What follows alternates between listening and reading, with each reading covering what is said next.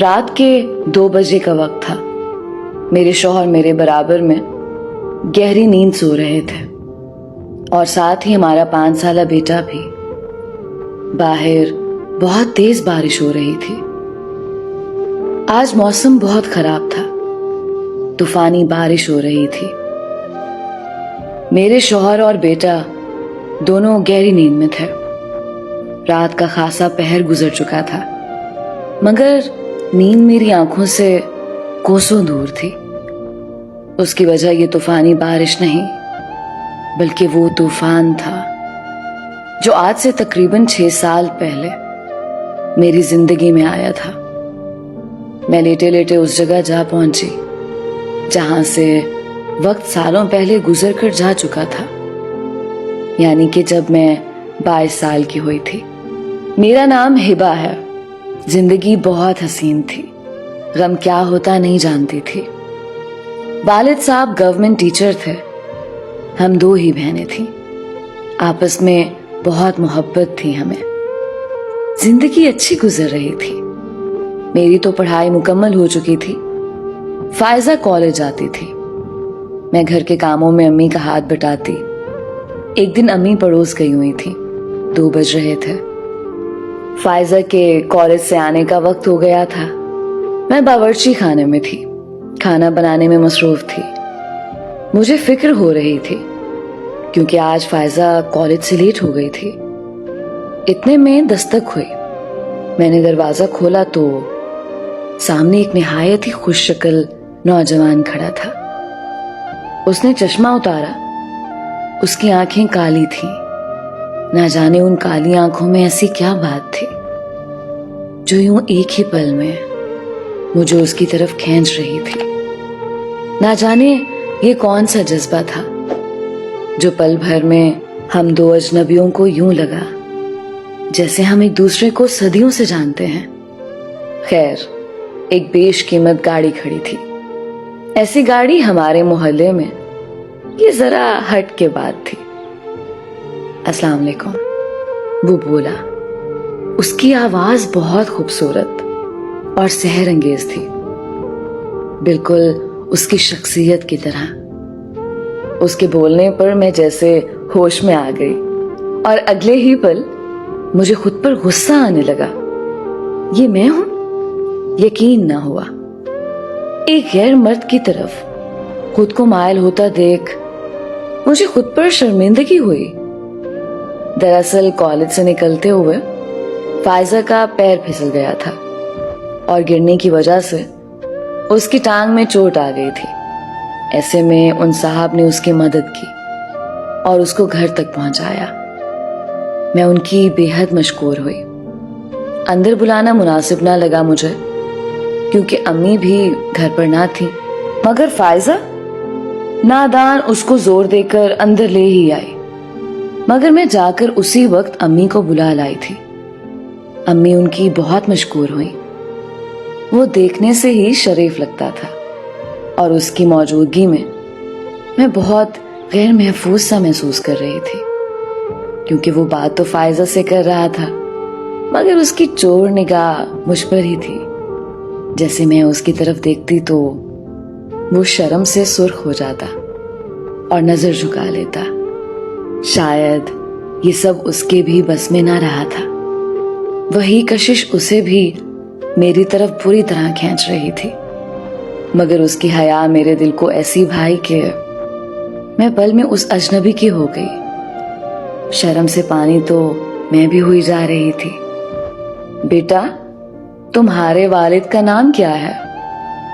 امی نے بغور ان کے چہرے کو دیکھتے ہوئے سوال کیا تھا. جی شہاب علی. مگر کیوں آنٹی؟ ان کے جواب پر امی کا چہرہ ایک دم خوشی سے کھل اٹھا. سعدیہ کے بیٹے ہو؟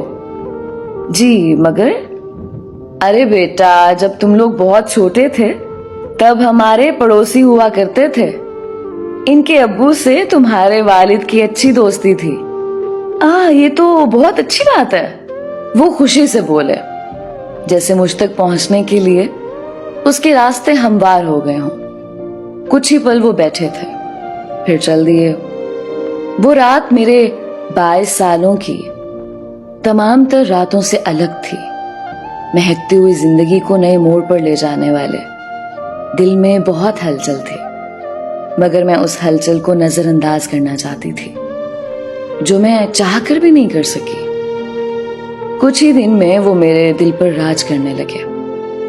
उनकी आंख में छुपी हया, उनका अंदाज़े गुफ्तगू, उनका इखलाक, मैं तो बस उन्हीं की होकर रह गई। यही हाल उनका भी था।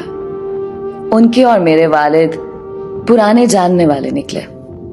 शायद ये किस्मत थी जो हम दोनों को मिलाने के सबब पैदा कर रही थी।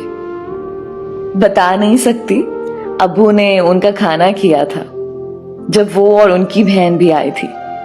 मुस्कान तो उनके लबों पर से जा ही नहीं रही थी। खाने वगैरह से फारिग होने के बाद मैं बर्तन समेटकर चाय तैयार कर रही थी कि मुझे अचानक उनके वजूद की खुशबू महसूस हुई। एक गिलास पानी मिलेगा? मैं उनको यहाँ देख सटपटा सी गई। जी जी। पानी पीने के बाद वो गोया हुए, हिबा, मुझे आप बहुत पसंद है। जब से आपको देखा है आप ही का हो गया हूं। ये मेरी तरफ से एक हकीर सा तोहफा है। अगर आप भी मुझे पसंद करती हैं तो इसको पहनकर बाहर आ जाए। अगर नहीं पहनी तो भी मैं आपकी मर्जी समझ जाऊंगा। ये बोलकर वो एक अंगूठी वहां रख कर चले गए। मेरा दिल धक धक कर रहा था, मगर फिर मैंने वही किया जो दिल ने मुझसे करवाया। मैंने शाहजेब की मोहब्बत की ये निशानी अपने वजूद का हिस्सा बना डाली और चाय लेकर मेहमानों के पास चल दी। शाहजेब बहुत बेचैन लग रहे थे, मगर जैसे ही मेरी उंगलियों में अपनी मोहब्बत का इकरार देखा तो खुशी से झूम गए। पहली बार उन्होंने नजर भरकर मेरे चेहरे की तरफ देखा। उनकी नजर से मैं पानी पानी हो गई। एक खामोश मुस्कान दोनों के लबों पर थी। उन दिनों कितनी खुश थी, यूं लगता जैसे हवाओं में हूं। फिर अंकल ने हमें एक रात खाने पर बुलाया। मैंने जी भर कर सिंगार किया था। उस दिन जब हम उनके घर पहुंचे, मेरी नजर मुसलसल शाहजेब को तलाश कर रही थी, मगर वो ना दिखे। अचानक ही मैं एक मजबूत नौजवान से टकराई। खुद को संभाल न सकी। गिरते गिरते उन्हीं ने ही संभाला। गलती भी अपनी थी, मगर एक गैर का हाथ मेरी कमर को छुआ था। मुझे गुस्सा आने लगा तो अच्छी खासी सुना दी। उनको काफी देर सुनाने के बाद भी उनके चेहरे पर मुस्कुराहट थी और वो हाथ बांधे ताबेदारी के साथ मेरी डांट सुन रहे थे। मुझे शर्मिंदगी सी हुई। मैं वहां से चल दी। वो बहुत वजीह था, बड़ी बड़ी आंखें, उनमें शोखी थी, मगर मुझे वो शोखी बिल्कुल न भाई थी। खैर, उसके बाद वो मुझे ना दिखा। शाहजेब उस दिन काम के सिलसिले में बाहर थे। मैं उदास सी हो गई थी। कुछ अरसे के बाद एक दिन शाहजेब की अम्मी और बहन आई थी। उसी रात अम्मी ने मुझसे बात की कि शहाब अंकल और उनकी बीवी तुमको अपनी बहू बनाना चाहते हैं। हमें तो पसंद है लड़का, तुम्हें कोई एतराज तो नहीं? मुझे भला क्या एतराज हो सकता था? मैं तो खुशी से खिल उठी। जैसा आप मुनासिब समझे अम्मी। ये बोलती मैं वहां से चल दी। आज वो लोग रस्म करने आए थे। शाहजेब भी साथ थे। वक्त रस्म हुआ। मेरे चेहरे पर हया दमकने लगी। शाहजेब की वालिदा ने मुझे अंगूठी डाली, जिसकी वजह से मेरे हाथ से वो अंगूठी उतार ली गई, जिसको मैंने पहले ही उस उंगली में पहन रखा था। ये शाहजेब ही की मोहब्बत की निशानी थी। मैं समझ ना सकी थी कि उस अंगूठी के उतरते वक्त मुझे इस कदर तड़प सी क्यों महसूस हुई थी। खैर, मुझे अंगूठी डाल दी गई। मैंने शाहजेब के चेहरे की तरफ देखा, मगर वो बेतासुर खड़े रहे। अगले ही पल मुझ पर कयामत बरपा हो गई जब मेरी सास ने कहा कि